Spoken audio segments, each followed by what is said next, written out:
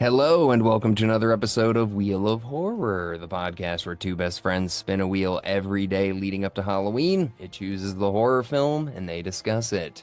Today we're talking about 2023/2024's Strange Darling, which was directed by JT Molnar. I'm your co-host Alec, and joining me today again, Mr. Joe Testa. Welcome back, Joe.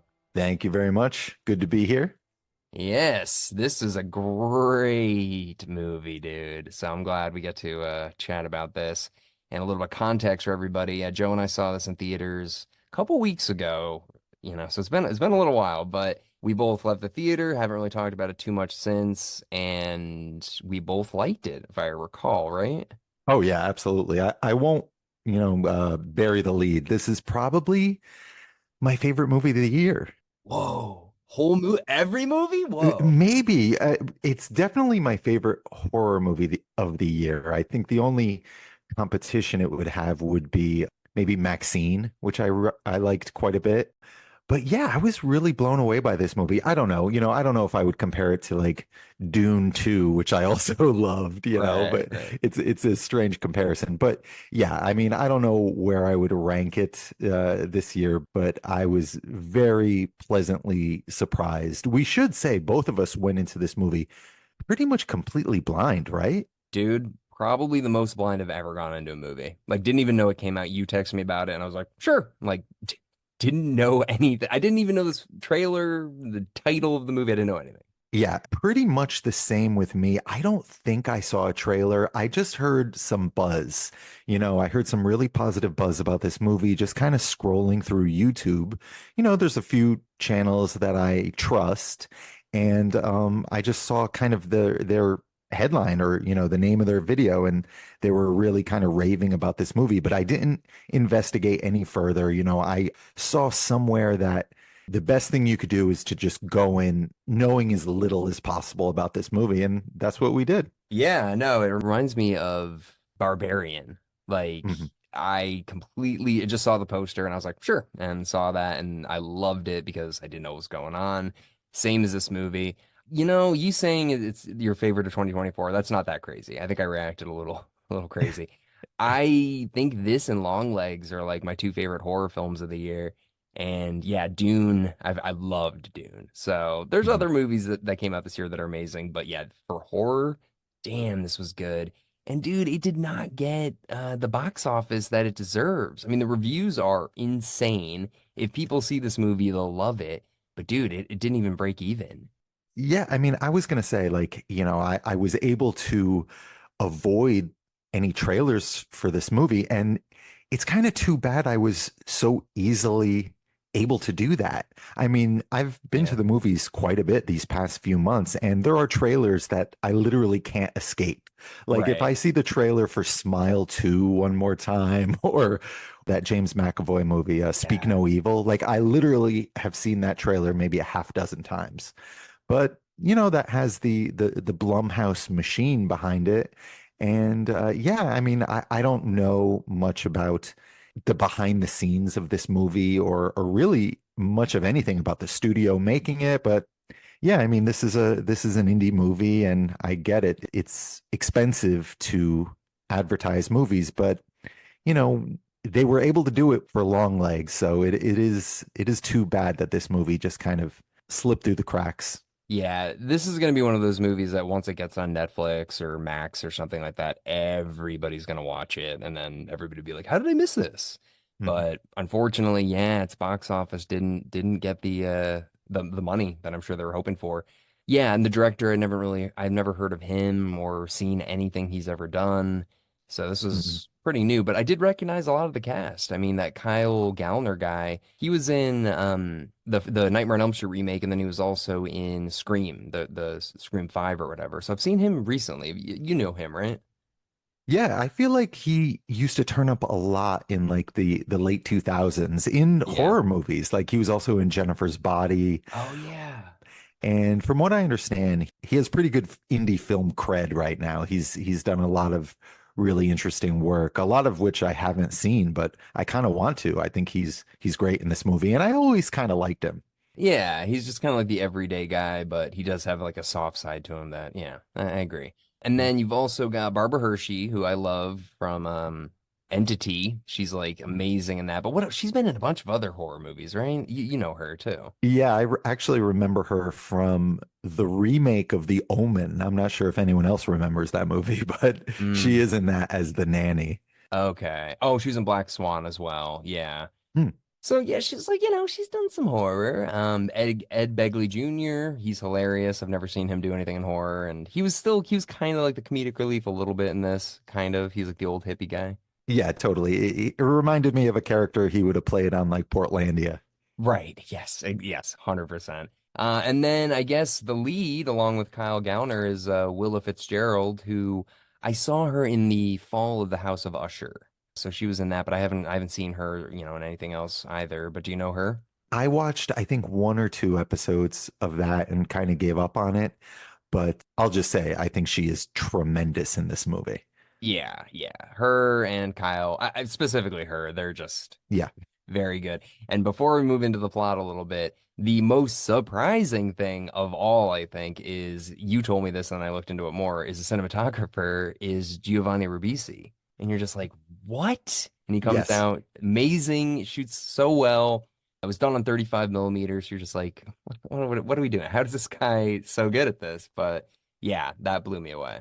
Yeah, it's not every day you go into a movie and one of the only things you know about it is who the cinematographer is. Right. But yes, I did know that is one of the few things I knew. And yeah, I mean, props to him because this movie looks great. And, one of the first like things that appears on the screen when the movie starts is this information that it was entirely shot on 35 millimeter. And me and you kind of looked at each other because I feel like this is something we talk about both on the show and, off the air is just how we miss the way movies used to look. Mm. And this movie looks fantastic. I absolutely love this movie, the way this movie looks. And, I think 95% of the people watching, that information about it being shot on 35 millimeter, it won't matter. But I do feel like subliminally, it does matter. I feel like if this movie was shot like some Apple Plus show, not Yeah. to pick on them, exclusively, but if it looked like your typical streaming digital product, it wouldn't affect you in the same way. Yeah, like it makes you feel like there's a reason to see it in the theaters a little bit, it does definitely have a grainy look. Obviously, it was shot on Mhm. 35 millimeter, but I asked you too. It was transferred digitally, obviously, for the theater and obviously for any home release it will be as well. But yes, it does look distinct. I love that it was shot on film. I wish I could have seen it on a projector, but who cares, what are you gonna do? But yeah, Mhm. super, super awesome. And I can't think of the last movie I've seen that's done this. I mean, maybe Hateful Eight, maybe like Quentin Tarantino. Or like if you've seen any of Nolan's movies, Right, right. yeah, he still shoots on film. Yeah, Tarantino. Yeah, it's rare these days. Yeah. So very cool. They announced that right at the top. And then also, I love that it was shot on location in Oregon. And a year ago, my friend and I drove through an area that looked exactly like this movie. So very cool to see those huge redwoods. Definitely set the environment and this, just the tension of the area that it was filmed in. Have you been to Oregon? No, never. Oh, dude, you gotta go. It's beautiful. So many movies you would like. I mean, Return of the Jedi. Come on, you can see where Return of the Jedi was filmed. You can go to Of Endor. course. Goonies too, no? Yes, yeah, I went to the Goonies beach as well, and Mhm. yeah, there's a bunch of stuff up there, so it's beautiful too. And they pump your gas for you. It's great. You're used to that from New Jersey. Yeah, yeah.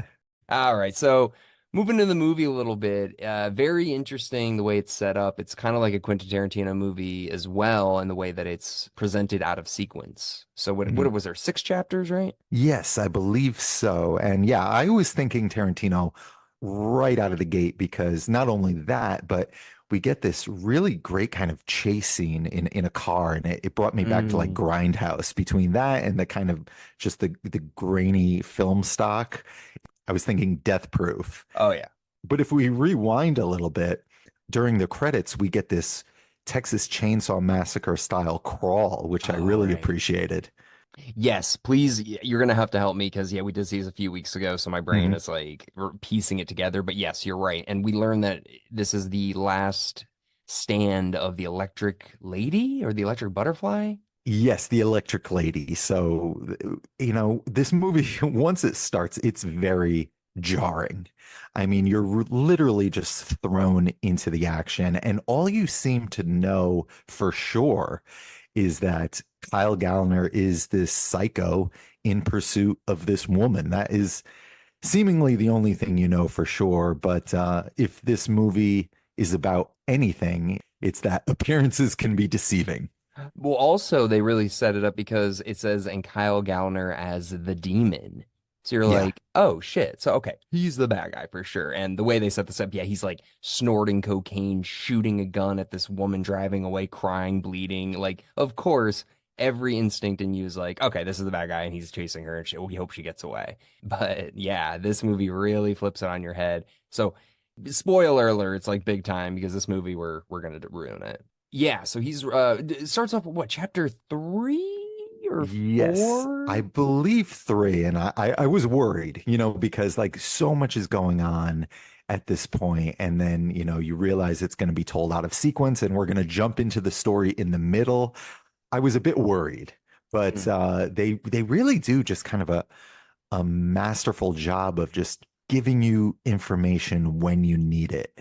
Yeah, they really do. It didn't bother me at all, and I kind of enjoyed it more because I cannot wait for this to come out on physical media or streaming so I can see it again because there's Mhm. so many things I'm forgetting. But I loved yeah, the little tidbits that they drop throughout the whole thing, and upon second viewing, it's going to be amazing. I gotta say, when the movie starts, my defenses were up a little bit just because whenever you hear, oh, go into this movie blind, there's going to be some kind of twist, right? Hmm. Yeah. So I knew there was going to be something, the movie was going to take a turn at some point. So when it starts and we're presented with this very kind of conventional slasher movie scenario, I was thinking, well, I mean, could he possibly be the victim in this? But the movie does such a good job of convincing you, no, he must be the psycho.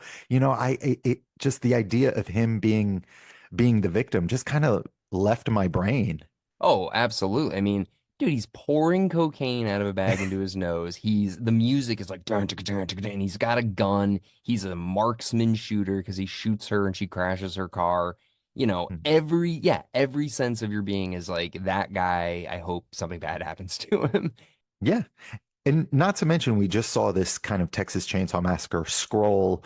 And, Kyle Gallner in this movie, he has this kind of, mustache and this flannel coat. I mean, he looks like he could be part of Leatherface's family, Yeah. So the movie does a pretty brilliant job of setting you up. No, they really do. And we get this really cool shot of her too, the lead woman. Nobody has names. So she's the Mhm. electric lady, but I guess she's called just the lady. Yeah, at this point, she's just the lady, and we will find out the electric lady is a serial killer. Right. Yes. So big reveal. Mhm. Yeah. So we get this really cool shot of her just running through a field, and I can't remember what song is playing, but I liked it a lot. I think it was a cover of Love Hurts. Oh, yeah, you're right. Okay. So like the fifth cover of that song. which which had me thinking Rob Zombie because that is memorably used in the remake of Halloween. Oh man, I barely remember which Yeah, version was that? Was it Nazareth? Was it I think it was the original version. the Roy Orbison one? Oh no, I don't know who does the original version actually, apparently. It's Roy Orbison. Yeah. So that Oh, fair that enough. song's been remade like 50 times. Oh, gotcha. Now I got to look it up. Okay. So yeah, so that yeah, but love hurts, and it does hurt. It does hurt. So we get this woman running through a field and it runs up to her face on the camera. I kind of wish that's when the title card was like right on her face. I feel like that would have been very like 70s Grindhouse, but Hmm. the title card comes I think earlier than that. But yeah, no, it looks really great. And then I think it jumps back in time at that point to Kyle Gallner and the demon or and the lady in the car, right? Is that the next shot? I think so. Like Yeah. you said, it has been a couple of weeks since we saw this. But yes, we go backwards in time, and now these two people who are trying to kill each other are on what seems to be a really kind of sweet date. And they're sitting in a car in front of a hotel, and they're kind of debating, do they go in? Yeah, and even then, like she's basically being like, it's so hard for women to go out of their comfort zone with a man like you into a hotel like this. So really setting it up Mhm. like she's the victim. And then also he is talking about how he's like, oh, I'm getting divorced and she's fine with it and all this stuff. So you're like, yeah, this sounds like a serial killer. Yeah. Oh, and also we forgot the first shot of the movie is like the line, "Are you a serial killer?" And then it's like him choking, in black and white, and you're just like, okay, so they're really shoving this down our throats that this guy is bad. Yeah. And I'll just say too, obviously this movie has fantastic, violent, brutal moments, but all these little dialogue scenes between the two leads are really great, really well performed, really well written. So just props to that too. Oh my God, absolutely, yeah. Because Kyle Gallner is telling the truth. Like he is getting divorced. He was at the bar. She doesn't know he's a cop yet. But Mhm. other than that, he's being honest. She's fully lying. She's got a wig on. I can't remember the things that she says, but I don't know. And it should be said that the stuff about him being a cop, all that, like you find that out much later. All we know sitting in the theater at this point is we're pretty sure he's a serial killer, if not positive, Yeah. and he's about to claim his next victim, but things go much differently. Yeah, so then they get into the room and they start making out, but it gets like weird and she's like, I don't know if I want to do this. But then they start doing coke. No, no, no. Jesus, I'm forgetting. I know they start having sex eventually and it gets graphic. Like for a minute there, we were both sitting like, Jesus Christ, what is happening? He's choking her seemingly to death. She seems like she's begging. Her arms are like strapped with belts to the bed or whatever, or Mhm. cuffs. And yeah, we're like, this is gonna get intense. And then she says like snuffleupagus, I think, and that's like Yeah, their safety word. right. So you're like, okay. So that like relieves a bit of tension. But up until that point, you're just like, what is this movie gonna be? Is this gonna be like just an intense like snuff film basically? But then it continues to subvert your expectations. Yeah, I mean, that's the thing with going into a movie like not even having seen a trailer, I didn't even know really the tone of this movie. Is this going to be some kind of ultra violent, really, really rough movie? And, occasionally it is for sure. This is a very violent movie, but it also has a very dark sense of humor. I think actually you pointing out Tarantino is a really good comparison. Yeah, it does feel like there's like just a sense of, I don't know, the filmmaker winking at the audience the whole time, just being like, you expected this and this is what you got. Or like, what would you think in this situation? Huh? Yeah, but in the best possible way. Yes. Oh yeah. We talked about long legs and some of the humor in that movie not quite working for me. That was never a problem for me here. Well, I think Macon Monroe in that movie was just so like down the entire time. It never really felt Mhm. like there was any like moments like this in the car, like a real conversation that has little Mhm. funny moments. Like so it felt more relatable where yeah, Micah Monroe is just like in a dark haze the whole movie. Everything's Yeah. sad. Mhm. And this is ultimately too, but yeah, there's moments like with Barbara Hershey and Ed Begley coming up where they're funny, they're hippies, and their house is quirky, and so there is, Mhm. yeah, there's this fun stuff. Well, what was the radio they were playing? They were playing some like church gospel. I don't know what was it? Do you remember? No, but they're not just hippies, they're like doomsday people, right? Right, yeah, yeah, yeah. So they look like hippies. Their hair is like all undone. I think Ed Begley Jr. has like a ponytail and stuff. But yeah, they have a lot of food, a lot of guns and stuff like that. But they're blasting something out of speakers, and I don't know Mhm. what it is, but it's like a man talking. I don't Mhm. I cannot remember. I can't wait to see this movie again, but I can't remember what the hell was going on there, and I don't really think they delve into it too much. Right. And the lady, our lead protagonist or antagonist, Yeah. makes her way to this cabin. And that's when we find out that, as the audience, when we realize that, oh, she's the killer. Wait, was it then? Or Well, eventually, I mean, we go back yeah. and forth so many times. Right. Because at this point, I don't think we've met, or I think like she runs up and they answer the door or something like that. But then the next Mhm. time we come back to that timeline or whatever, the chapter, it's Kyle Gallner shooting his gun into the chest or whatever. And he's like, I found you, kitty, or something like that, Yes, which yes. I didn't love that because that really doubles down on like this guy's a psychopath killer. Where Hmm. at this point, would he be wasting the bullets doing that? I don't know. Yeah, you know what? I think the movie justifies it. No, I mean I'm not like against it. Yeah, I'm just like maybe it's the coke, maybe he's like super coked out and he's just like right. I just can't wait to kill her. And at that point he's lost blood and everything like that. So yeah, he Mhm. could be just kind of unhinged at that point.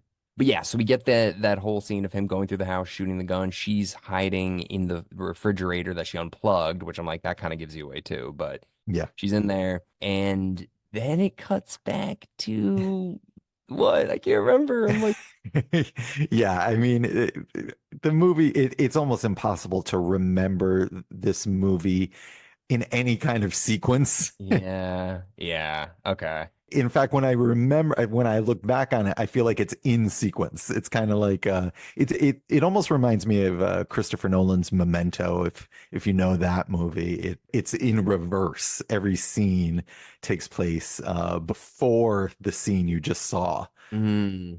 I know, dude. I saw it in high school. It's been Yeah. forever, so I Yeah. like don't remember it at all. Yeah, it's almost that would be a difficult movie to kind of run through.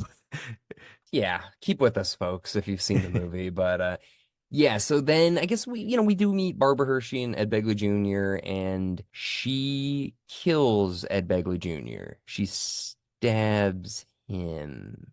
Yes. Right. Okay. And because they are going to call the police because she's at this point she's lost an ear. So Yeah. she's really horribly injured and they're going to call the police for her, but obviously she doesn't want that because she's a on the run serial killer. That's our first, I think, major red flag, at least that I picked up on that something was up with her because why would she not want to go to the police? So Right. that was at that stage in the film, at least. Hmm. So yeah, so she stabs Ed Begley Jr. Barbara Hershey's not in the room at that point. I think he has a gun, so she gets the gun and she takes Barbara Hershey outside, and then Barbara Hershey runs away, which makes me believe that she only wants to kill men because she lets her get away very easily. Yes. It should be said she's kind of there's something endearing about her, even though she is absolutely batshit crazy. Yeah. I feel like she only wants to kill when she absolutely has to, unless it's, a man that it's interesting. We never really get motive for her. Right. We don't know why she's doing this or what her backstory is, but there is something, I don't know, charming about her in the scenes where, she decides she's not going to kill somebody. She definitely does not seem like your average serial killer. I Mhm. mean, when I think of female serial killers, immediately I just think of what is it, Eileen Wuornos. Right. It's like this girl is good looking, she's charismatic, like she can talk her way out of any situation. She's smart. Right. So it's Yeah. it's a little tough to get behind, but I'm also like, we don't know her past. We really don't. So, Yeah. who knows? So yeah, so she kills Ed Begley Jr. and then she basically lets Barbara Hershey get away, which, she'll come back later. And then at this point, she sees Kyle Gallner like approaching the house. So she goes and hides herself in the icebox. Kyle Gallner comes around, shoots everything. And then we go back to the hotel room. And in the Mhm. hotel room, she pulls out some cocaine and they do cocaine, which is something else. It's like something that knocks him unconscious. She does a snort of something and she gives him something that makes him like, what was it? Fuck. Yeah, I think she just does coke, but she gives him she says what the drug is in the movie. I don't remember what it is, but yeah, it makes him not unconscious. He is conscious, but he's completely paralyzed. Yeah. So he's out of it. She then carves something into his chest. Yeah, it's her initials. I think it's EL for Electric Lady. Ah, okay. So she carves that into his chest, goes in the bathroom, takes off her wig, and then starts going through his things and finds his that he's a police officer. So Mhm. she's like, fuck. And she throws his phone in the toilet, which I'm like, you should smash the shit out of that. Like just throwing it there and walking out, it's like, okay, they're definitely gonna find and also your fingerprints are on it, but whatever. I knew right then and there. I'm like, he still has his gun on him, and he's definitely gonna shoot because yeah, she gets on his chest very confidently, and she's just like, all right, like say goodnight or whatever, and then boom, and blows her ear off. So we learn about that then, which Mhm. I loved it, but I did see it coming there. Did you think that was gonna happen or no? I don't think so. I No? think that might, yeah. So they do set up that he has a small gun strapped to his ankle. They Yeah. set that up earlier when we think he is still the serial killer. But I think I might have forgotten about it by that point. Yeah, so at that point I was just like, okay, but the thing that happens right after this, and also I had to pee so bad during this movie, so I had to go twice, so I did miss like a little bit. But this scene, I went right after this. This old guy, he's next door in the hotel, and he comes out, he's just like, she's like, he's got a gun. He's like, so do I. So right Mhm. then and there, it turns it on the movie a bit, where you're just like, okay, so she's gonna start playing up the victim card, and now it's all starting to piece together. I felt like right then and there. But yeah, that old guy never comes back, and that kind of pissed me off. I kind of wish Kyle Gallner had to deal with him, but what are you gonna do? Mhm. So then it basically picks up where the movie starts, where Kyle's driving his car or someone's car, doing a shit ton of cocaine, chasing her, and yeah. So then we get back to where we were, where she's in the icebox and he's got the shotgun, and he finds her, right? I can't remember what gives her away, but he does find her. Right. And decides not to just execute her right there and instead handcuffs her to the icebox. Right. But at this point he doesn't know that she's this serial killer, right? Yeah, no, I don't think so. Or actually, I could be wrong. He might have pieced that together because the carving on his chest, like I think that is like her calling card. Okay. Yeah, so Mhm. good. So that might be part of it too. Maybe it's personal revenge, he just wants to get her back, whatever. So yeah, handcuffs her, calls his friend, who's also a police officer, to come. And then by that time, she gets his gun. Oh, she sprays him with bear mace. Yes, they set up that the hippie couple had some bear mace, and she Yes. got it gets her hands on that. She maces him Mm, and gets close to him and bites his throat out. yeah, shit. I was so upset in the theater. I was like, no. But yeah, so it's so crazy that yeah, in the beginning you're like, I hope he dies, and then when he does, you're like, fuck, no, why did he die? So the Yeah. movie's good at that. Oh, absolutely.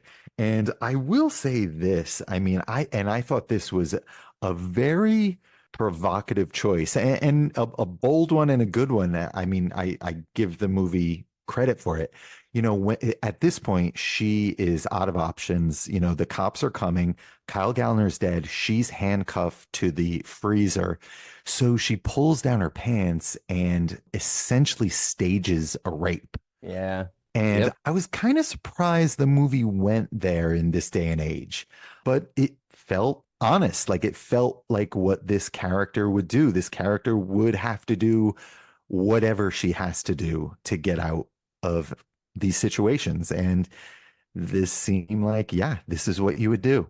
And it worked. I mean, there's a female cop and the male cop, and the female cop completely buys it. And Mhm. she's like, no, she was raped. She was, look, she's the victim, blah, blah, blah. And the male cop's like, this isn't my first time seeing this. Like, hold on, let's evaluate the situation. Totally backfires. Male cop ends up getting killed. Female cop gets let go. So she's in the car. She has the other gun with her. So then that happens. She lets the woman go. Well, you're missing one little bit where Barbara Hershey shows up. She's Oh, that's right. walking on the side of the road. The two cops are bringing the lady in the back seat, assuming that she's probably the victim in the situation. But of Hmm. course, Barbara Hershey sees her, and the lady pulls a gun on her, executes Barbara Hershey, lets the female cop go, then kills the male cop, and we get an interesting little piece of information that she sees men as demons. And we even That's get a right. very almost subliminal shot of some kind of demonic form, right? Yes, throughout the movie, there's little like red flashes sometimes. Yep, yep, you're right. And I don't think I even noticed it other than in that moment.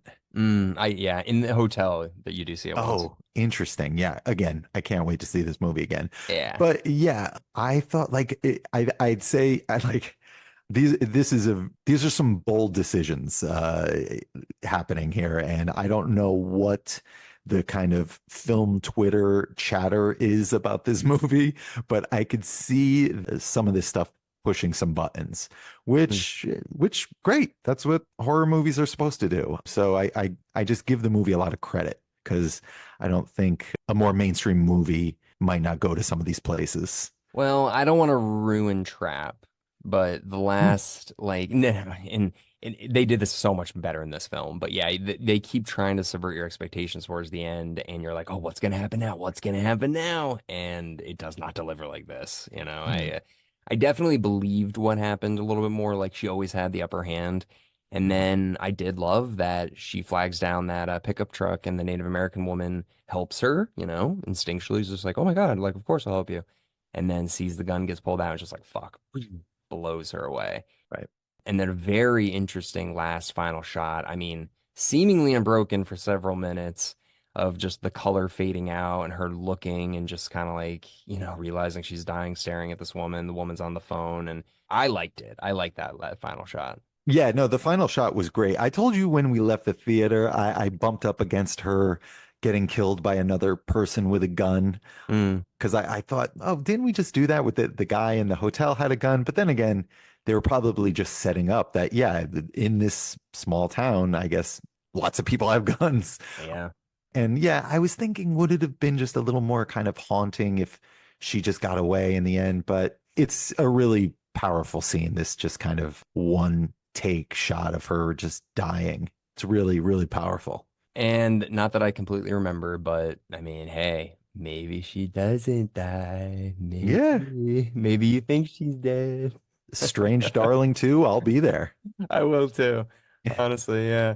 Or a prequel. That would be interesting because yeah, they set it up like this is her. Well, they say in the beginning it's her final, So maybe yeah, do a prequel. Do a prequel. Mhm. But yeah, overall, man, love this movie. Super happy you recommended it. One of my top for 2024. Maxine and In a Violent Nature are the only two I need to see. Otherwise, I've seen most horror films this year, I feel like. But yeah, damn, dude, it was good. Yeah, loved it. And like me and you and others, we spend a lot of time kind of bemoaning the state of modern movies, and for good reason a lot of the time. So it's just really nice to have something new and original that we could, really celebrate. Oh yeah. No, horror has been just killing it the last couple years, and this fortunately keeps it going. Just unfortunately, the box office didn't, work out in its favor this time, but what are you gonna do? Yeah, people will find it. Oh yeah, this is gonna be I feel like a cult classic. Well, everybody, thank you very much for listening into our conversation on Strange Darling, and we will oh, and thank you, Joe. Thank you. Thank you. Thanks for going with me, and thanks for having me. Yeah, and we will see you all tomorrow with something.